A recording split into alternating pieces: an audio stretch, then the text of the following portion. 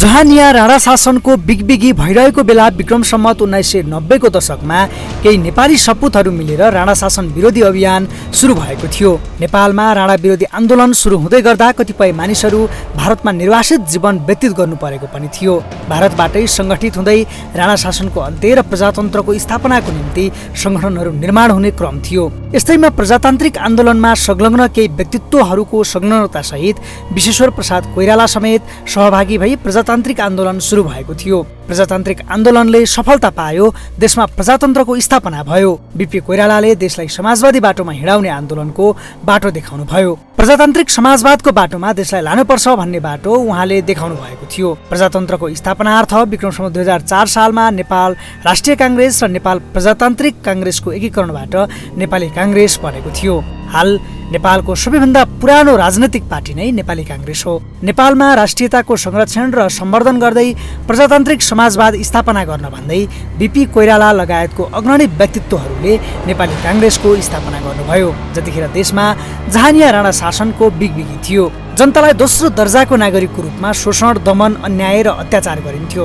त्यो परिस्थितिमा जनताको हक अधिकारको निम्ति आवाज उठाउने कोही थिएनन्। राणा शासन विरुद्ध आवाज जसले उठाउँथ्यो त्यसको हत्या वा निर्वासन निश्चित प्राय थियो। त्यस्तो परिस्थितिमा बीपी कोइरालाले विद्रोहको आवाज बोल्नुभयो, प्रजातन्त्रको आवाज बोल्नुभयो, मानिसहरूलाई संगठित गर्नुभयो, राणा शासनको विरुद्ध आवाज उठाउनुभयो र प्रजातन्त्रको बिगुल फुक्नुभयो। बहुआयामिक व्यक्तित्व छ उहाँको र प्रजातन्त्रको लागि उहाँले ठुलो सङ्घर्ष गर्नुभएको छ, ठुलो नेतृत्व गर्नुभएको छ। त्यो भन्दा पनि त्यो सँगसँगै एउटा चाहिँ नेपाललाई समाजवादी राष्ट्रको रूपमा मार्गदर्शन गर्नुभएको छ होला। अब त्यो बाटोमा हामी पुग्न सकेको छैन होला, तर पनि समाजवाद मात्रै एउटा प्रजातान्त्रिक समाजवाद मात्रै एउटा राम्रो बाटो हो नेपालको लागि भनेर उहाँले एउटा मार्गदर्शन गर्नुभएको छ। अहिले नेपालको सबै राजनीतिक दलले यसलाई स्वीकारेको अवस्था छ। त्यसैले एउटा राजनीतिमा राजनीतिक उसमा चाहिँ एउटा मार्गदर्शनको रूपमा पनि उहाँलाई लिएको छ।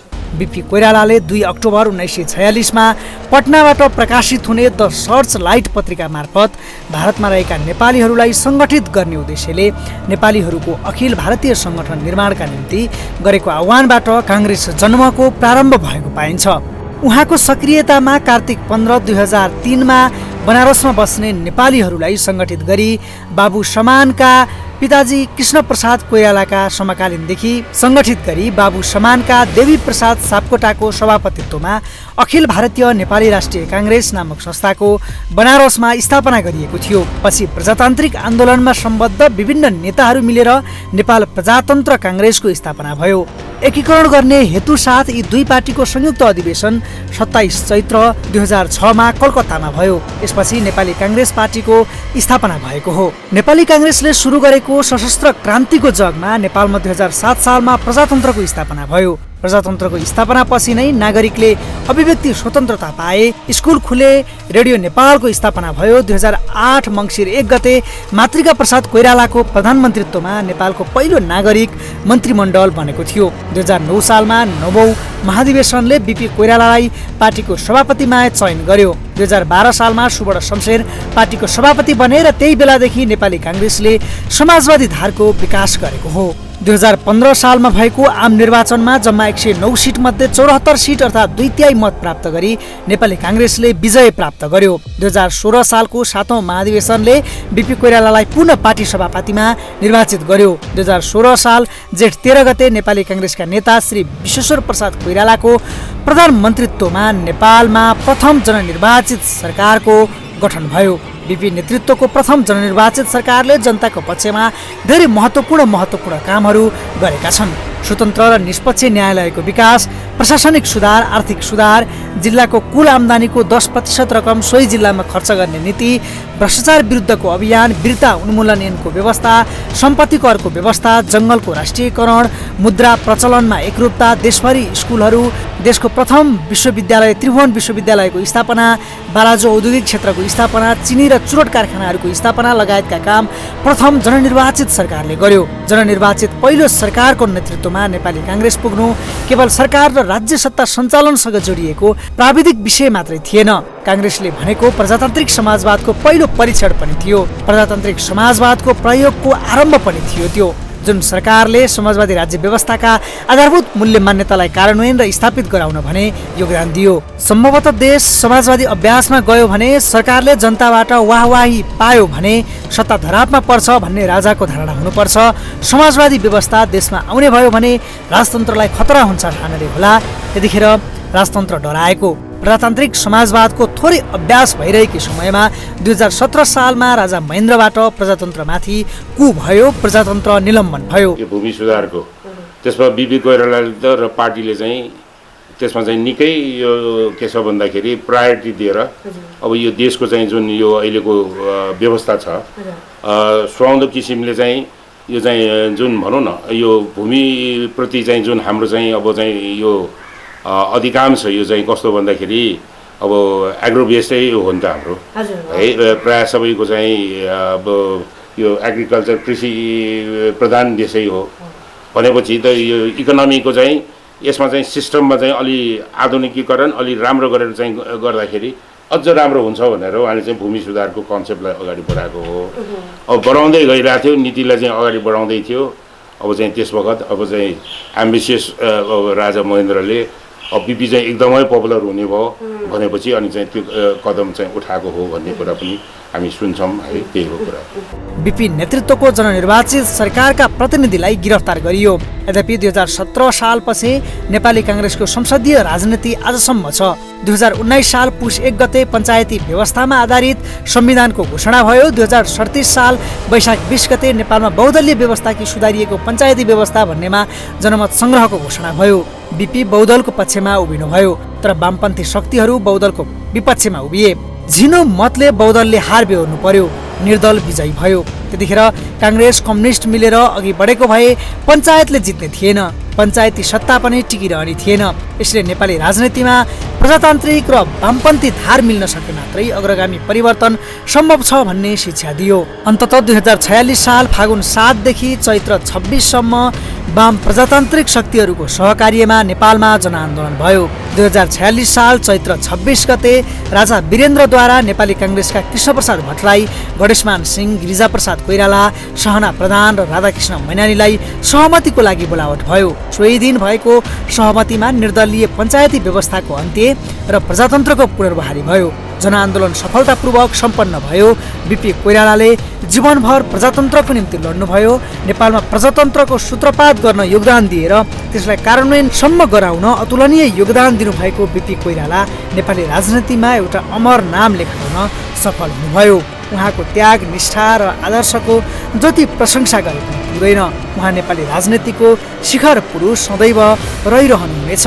अब हेर्नुहोस्, बिपी कोइराला नेपालको सिङ्गै लोकतान्त्रिक प्रक्रिया र लोकतान्त्रिक राष्ट्रिय आधुनिकीकरणको प्रक्रियाका संवाहक र स्रोत व्यक्ति हुनुहुन्छ र नेपाली काङ्ग्रेसको संस्थापक र लोकतान्त्रिक समाजवादी चिन्तक मात्र होइन, उहाँ चाहिँ नि नेपालकै इतिहासको एउटा वरिष्ठ मनोवैज्ञानिक साहित्यिक लेखनमा पनि अत्यन्त प्रबल र सशक्त हस्ती हुनुहुन्छ। त्यस कारण बिपी कोइरालालाई सम्झिँदाखेरि उहाँको निरन्तर समाजवाद, लोकतन्त्रप्रतिको प्रतिबद्धता र साहित्यप्रतिको उहाँको चाहिँ विशिष्ट योगदान र सिङ्गै नेपाली काङ्ग्रेस निर्माण र लोकतान्त्रिक पद्धति, लोकतान्त्रिक संस्कार, लोकतान्त्रिक संस्कृतिलाई नेपालमा मार्गदर्शन गर्ने व्यक्तिको रूपमा हामीले बिपी कोइरालालाई सम्झनुपर्छ। प्रजातन्त्रको स्थापना भयो र प्रजातान्त्रिक राजनीतिको नेपालमा सूत्रपात भयो। यद्यपि नेपाली काङ्ग्रेस सँगसँगै नेपालमा कम्युनिस्ट पार्टीहरू पनि जन्मिए। काङ्ग्रेस र कम्युनिस्ट पार्टी सँगसँगै हुर्किए र राजनैतिक आन्दोलनमा सँगसँगै सहभागी भए। नेपाली राजनैतिक परिवर्तनमा सबै राजनैतिक दलको उत्तिकै योगदान छ। काङ्ग्रेस एक्लै लडेर नेपालको कुनै पनि ठूला राजनैतिक परिवर्तन भएनन्। यसमा राजनैतिक सहकार्यले नै जित्यो। 2036 साल, 47 साल, 62-63 को जनआन्दोलन हुँदै देशमा संविधान सभाको निर्वाचन र संविधान सभाबाट नयाँ संविधानको निर्माणदेखि देशलाई सङ्घीय संरचनाको बाटोमा लानसम्म राजनैतिक सहमतिबाटै सम्भव भएको छ। बिपीले प्रजातान्त्रिक मूल्य मान्यताको समाजवादको परिकल्पना गर्नुभएको थियो। नेपालमा समाजवाद भनेको व्यक्तिगत स्वतन्त्रता, मौलिक अधिकार, पार्टी गठन गर्न पाउने अधिकार, बालिग मताधिकारबाट चुनावको व्यवस्था, प्रधानमन्त्री तथा मन्त्रीमण्डलको संसदप्रति उत्तरदायित्व र राजाको वैधानिक स्थान हुनु नै हो भन्नुभएको थियो। यद्यपि आज नेपालमा राजतन्त्र छैन, देश गणतन्त्रमा गइसकेको छ। नेपाली काङ्ग्रेस पनि गणतन्त्रको लाइनमा उभिएपछि नेपालमा गणतन्त्रको स्थापना गर्न सम्भव भएको हो। त्यसैगरी जाली फटाहाहरूको उन्मूलन, कानुनी शासन, पिछडिएका वर्ग र जातिलाई उनीहरूको उन्नतिका लागि सबै क्षेत्रमा विशेष तत्कालीन प्रोत्साहन, शासनको विकेन्द्रीकरण लगायतको कुरा हो भन्नुभएको थियो। आज कम्युनिस्टको सरकार छ, संविधानमै समाजवाद उन्मुख राज्य व्यवस्थामा जाने भनिएको छ। आज समय फेरिएको छ, देशको संरचना बदलिएको छ, शासन सत्तामा जनताकै छोराछोरी पुगेका छन्। बीपीले ऊ बेलामै परिकल्पना गरेको समाजवाद र आजका राजनीतिक दलहरूले भन्ने गरेको समाजवादमा तात्विक रूपमा केही फरक छैन। समाजवादी आन्दोलनलाई अघि बढाउन बीपीले गरेको योगदानलाई सदैव सम्झना र सम्मान गर्नु आवश्यक छ। आज पनि नेपाली काङ्ग्रेसले आफूलाई राष्ट्रियता, प्रजातन्त्र र समाजवादको हिमायती ठानिरहेको छ। उहाँको सिद्धान्त जुन नेपाली काङ्ग्रेसले फलो गरेको राष्ट्रियता, प्रजातन्त्र, समाजवाद, यसले धेरै कुरा भन्छ होइन, मैले व्याख्या गर्नु पर्दैन। त्यो पनि बिर्सेको जस्तो छ नेपाली काङ्ग्रेसले। यो एकदम दुःख लाग्दो कुरा हो र त्यसको प्रभाव चाहिँ नि चुनावमा पनि पर्यो नि होइन, ठुलो प्रभाव पर्यो र त्यसले गर्दाखेरि यसलाई चाहिँ रिभाइभ गराउनुपर्छ, हामीले रिभाइभ गर्नुपर्छ।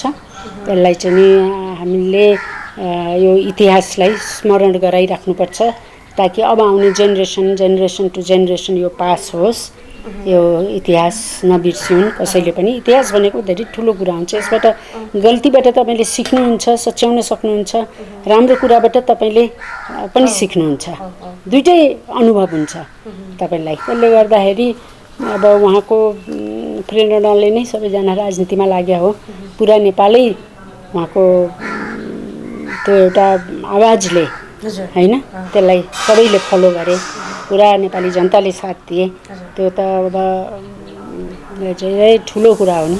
यद्यपि काङ्ग्रेसभित्रै बीपीले उठाएको राष्ट्रियता र समाजवादको बाटोमा नेपाली काङ्ग्रेस अघि बढ्न सकेको छैन। बीपीले प्रत्युत्पादन गरेका विचार र सिद्धान्तमा काङ्ग्रेस अघि बढ्न सकेको छैन भन्ने आरोपहरू छन्। काङ्ग्रेसले त्यसलाई खण्डन गर्न सक्नुपर्छ। बीपीको बाटोमा हो अथवा नयाँ युग अनुसारको नयाँ नीतिमा काङ्ग्रेस अघि बढ्ने हो स्पष्ट पार्नु पर्दछ। अनि मात्रै पार्टीभित्रबाट साँचो अर्थमा बीपीको सम्मान भएको ठहरिनेछ। क्यामेरा पर्सन ध्रुव अधिकारीका साथ एबिसी रिपोर्टर विक्रम रत्न, काठमाडौँ।